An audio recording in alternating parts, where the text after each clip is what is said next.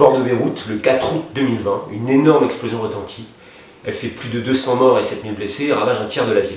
Les experts la comparent à un dixième de la puissance de la bombe d'Hiroshima. L'enquête permet très rapidement de comprendre ce qui s'est passé. Un stock de nitrate d'ammonium a explosé dans le port de Beyrouth. Alors, qu'est-ce que le nitrate d'ammonium?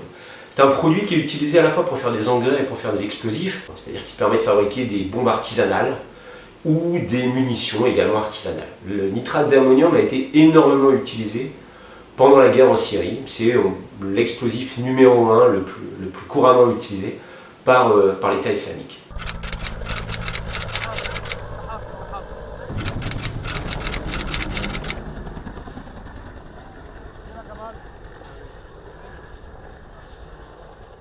Ce nitrate d'ammonium est arrivé en 2013 au port de Beyrouth à bord d'un cargo poubelle, le Rosus.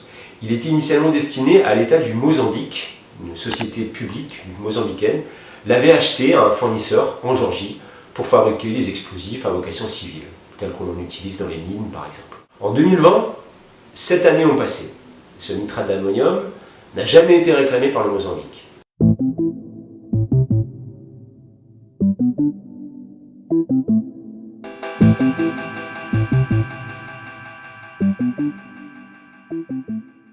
L'armée islamique a acheté du nitrate d'ammonium en Turquie, en très grande quantité. A-t-elle aussi constitué un stock à Beyrouth pour s'approvisionner?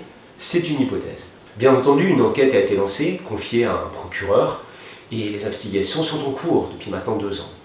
Les acteurs libanais que nous avons pu interroger font tous état d'un certain blocage. L'enquête n'avance pas beaucoup. Pour exporter des produits susceptibles d'être utilisés dans la fabrication d'explosifs, il faut impérativement un certificat d'utilisateur final. C'est-à-dire que vous ne pouvez pas faire transiter du nitrate d'ammonium à vocation explosive comme vous le voulez, quand vous le voulez. Le Mozambique était titulaire de ce certificat d'utilisateur final. La justice libanaise, bien entendu, s'est tournée vers la justice mozambicaine pour lui demander sa coopération dans l'enquête. Tout d'abord, le Mozambique n'a pas répondu.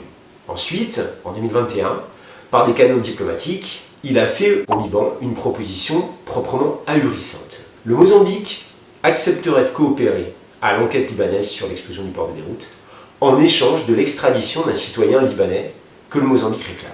On peut imaginer un scénario qu'on ne peut pas prouver mais qui est plausible. En 2013, quelqu'un a décidé de profiter du conflit en Syrie pour faire du business en vendant du nitrate d'ammonium à toutes les personnes qui ont envie de fabriquer des explosifs.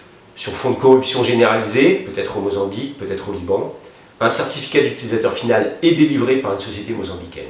Un cargo poubelle va chercher du nitrate d'ammonium en Géorgie, dans le Caucase, sous un prétexte quelconque qui s'arrête au port de Beyrouth, dont il ne repartira jamais. Le stock de nitrate d'ammonium reste dans le port.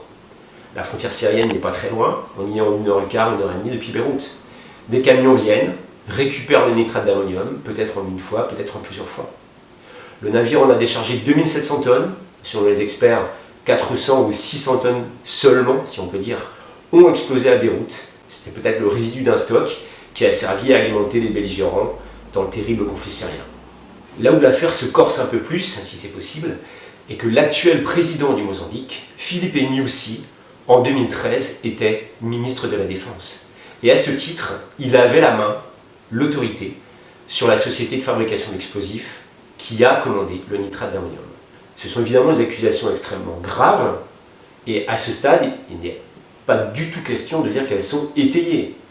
Mais au minimum, la question se pose. Nous l'avons bien entendu posée à l'ambassade du Mozambique en France, sans réponse pour le moment.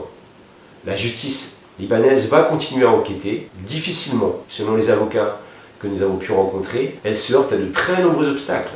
Cette affaire est compromettante pour beaucoup d'officiels libanais, il se pourrait qu'elle soit encore plus compromettante pour d'autres officiels mozambicains.